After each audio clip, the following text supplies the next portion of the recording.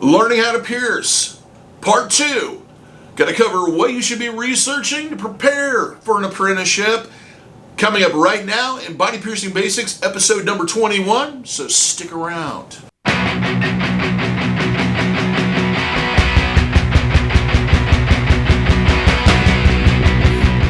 Those that are new to the channel, my name is DaVo. I'm a professional body piercer and have been since 1994. I'm the owner and operator of the Axiom Body Piercing Studio, located in Des Moines, Iowa, inside Skin Kitchen Tattoo. So when I'm talking to you about this, I'm talking to you as a level of somebody that went through an apprenticeship, has been piercing for a long period of time, and has had apprentices in the past and helped them through the process. If you didn't watch the other one, I suggest you go back and watch it. It covers why I think some of the things that you may want to consider before taking this on as a career, and there's a lot of good information in there.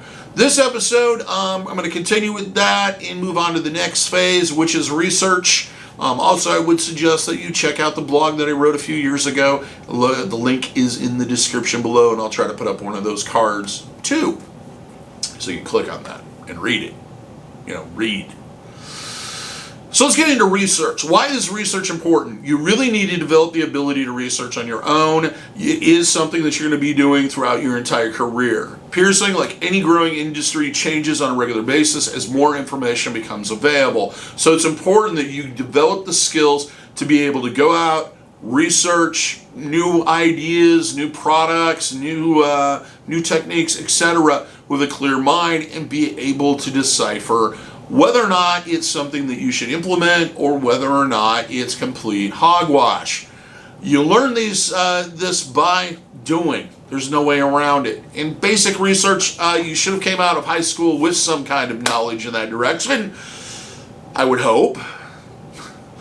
But research is basically finding as many sources as you can, checking your facts against each source, and generally, if you come up to a conclusion where you're getting multiple credible sources saying the same thing over and over again, chances are it's probably something you can treat as at least a fact, if not an axiom, sometimes, or at least maybe consider changing how you do things.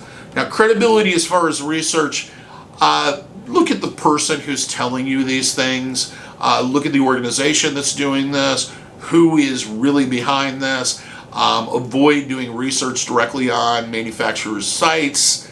Some of them give some great information and they're wide open, but at other ones, they'll kind of twist and turn things a little bit to make their product seem better than it actually is. And this is especially true of aftercare products, etc. So, why would you continue to need to research? A lot of people think that once they go through the apprenticeship, they'll know everything they absolutely need to know, and that's the end of it. It's because you're going to constantly be coming up with new people, new problems, new types of jewelry, new methods, and new techniques that may improve how you do things. I always, right after a piercing, if I have the time to do it, I'll take a short break and I'll kind of analyze what went on during the piercing, if I'm satisfied with how it worked, and etc. And you kind of have to get into that mindset that you can always improve on what you're doing. The minute you think you've learned everything, you're done. You're burnt, you're spent, you're not going to get any better. And your clients are probably going to suffer in the meantime. So what are the things you should research? A big part of it to me has always been the history and anthropology and where these things come from, where this need is, where this motivation is, etc. It dates back throughout history. Some of the earliest examples of men in civilization have piercings and tattoos. Studying that history and studying the history of modern piercing does give you a clear understanding of the industry that you're getting into and the tradition that you are carrying on. A lot of people try to skip this and say it's not important, but to me it's very important. The second thing would be methods, kind of the meat of piercing. Go out, explore different types of methods that are used for doing a particular piercing, freehand, clamps, forceps, and get yourself familiar with the tools and etc. that are used in the procedure. I have a pretty good video on what the tools look like and what they're used for. That would be a good place to start. Get familiar with the techniques, get familiar with what type of items are used and how things are done. And look at alternative ones. There might be a better option out there. Even if you go to your apprentice, the person you apprentice, and they're like, this is the only way to do it, you're not, if you think there's a better way, if you have some information on it, it's a lot easier to lead even your master into that direction and kind of open them up to that idea or doing things slightly different. Another thing you need to have a strong background in is this cross-contamination prevention. Now, cross-contamination prevention and information about bloodborne pathogens, having that knowledge is going to greatly, it's going to be a tool that you use every day you pierce. You really need to learn new habits, learn good habits, and continue them throughout the whole process. And I'll get into some of the ways that you can do this and where you should look towards the end. But let's move on to the next thing. The other thing you want to research is metal and materials. You're going to be working with jewelry all the time. I mean, the whole point of piercing is inserting jewelry. The more you understand what these alloys are and what they're actually made out of and how people react to it and how to tell the difference between a quality jewelry and not so great jewelry, the different types of closures, different types of materials that might be causing issues. All these things, shapes, sizes, etc., are very important in the process of piercing, and the more research you can do on that and understand how those alloys interact with each other and how they interact with the human body, the better off you're going to be in the long run. Wound care.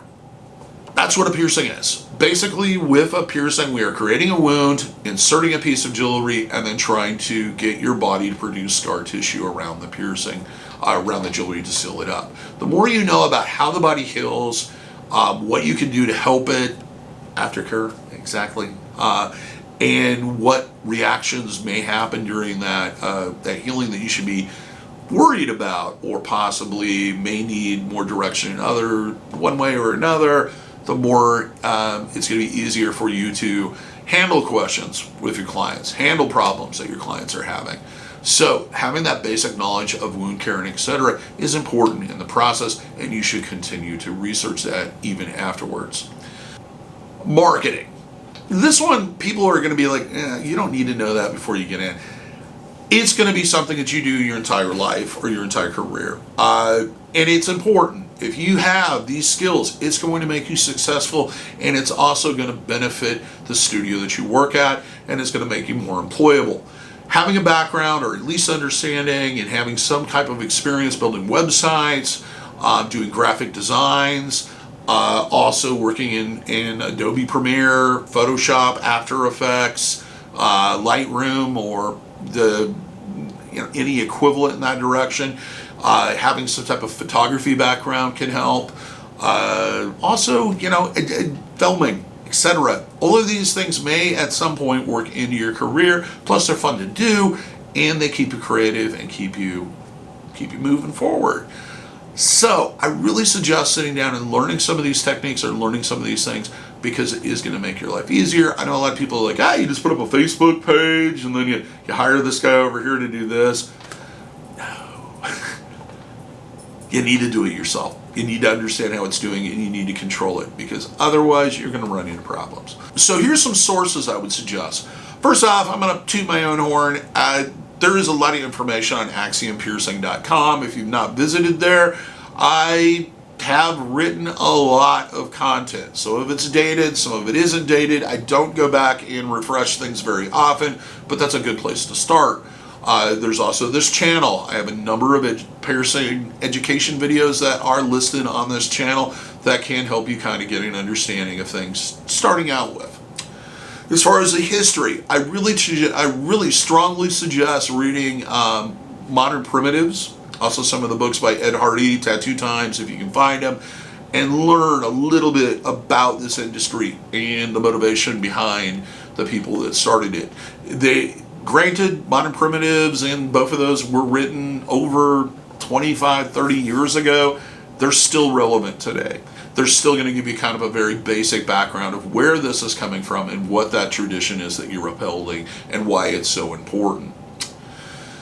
The Piercing Bible. I do not, and I'm going to leave affiliate links for both of those in the description below. Feel free to order those directly from Amazon.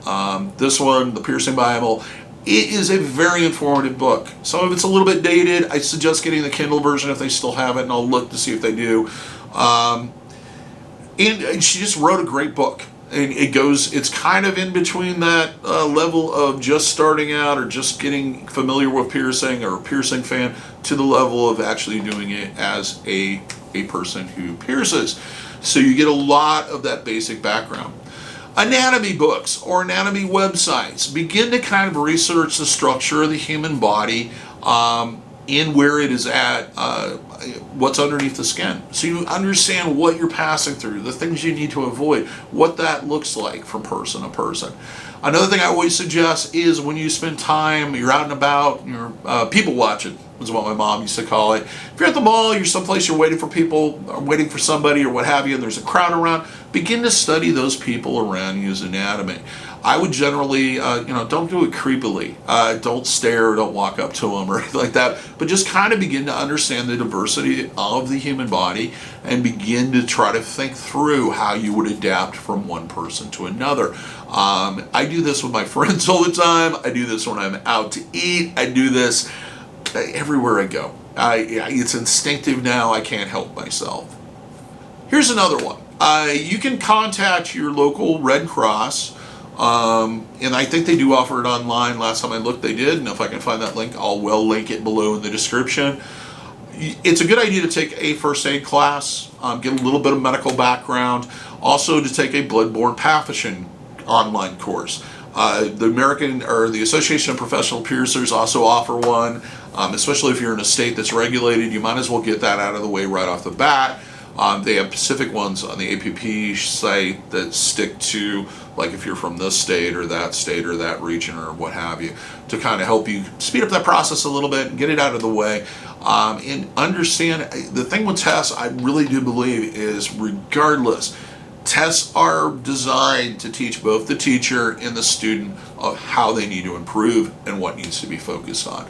So doing that ahead of time and going, oh yeah, I got a 72 on this or whatever, and going to the person you're apprenticing under and going, hey, I'm struggling with this, can you explain this to me? That type of thing is a very learning experience. If you have something to talk to them about, you're going to get more information. Ask lots of questions. Consider doing one of these piercing seminars. The thing about the piercing seminars is you want to be very careful. Find somebody that's credible. Usually they're a 3 to 4 day weekend kind of thing. You basically go, you learn some basics on technique, you learn some basics on prepping the piercing, setting up, cross-contamination prevention, some of the very basic parts of the piercing industry. It's not designed to hand you over a plaque and go, hey, hang up your shingle and get at it. It's designed to give you an introduction, and you can learn a lot from that and kind of maybe in a way do this 4-day course and find out whether or not it's right for you. I'm not going to really endorse any of them because I've never gone to one of them. I know that people that have, I know people that have had good experiences, I know people that have bad experiences. If it's a situation where you're looking at it and you're like, well, this is some crappy street shop on Avenue A or next to the beach who does this on the weekends, I'd be leery. If it's an established piercer that has that credibility, remember, you got to learn how to figure out what credibility is, has a lot of good reviews, etc., is somebody that's been in the industry for a long period of time, and they're offering this, they have the resources to do it correctly. And part of that involves having people in there that are going to be pierced in front of you and having the proper tools and the proper setup and everything you're going to need to learn. So do your research. If you've had an experience with that, if you've had good, bad, what have you, please leave me a comment. I would like to know more about that for future reference, and also to share to those that are out there also looking. So I think that pretty much covers the research end of it. So here's it. Let's just sum that up real quick. You need to learn how to do it, and you need to continue to do it, and you need to always question things that you feel may or may not be fact. Always look for lots of sources. Always do your time. Don't believe everything I say. I might be wrong. It's happened before. If you disagree with something or you'd like to add to the conversation, please leave a comment below. If you like this video, give me a thumbs up.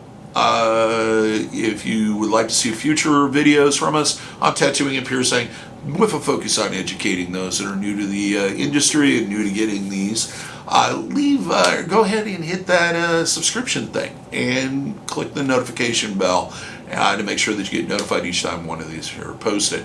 So a week from today, I'll be posting the final one, and that'll be seeking out somebody to apprentice under. Should be an interesting one. Stay tuned for that. Till then, happy piercing. Hope all your piercings heal easily and well. And if you're in the Des Moines, Iowa area, I hope to see you for your piercing needs in the future.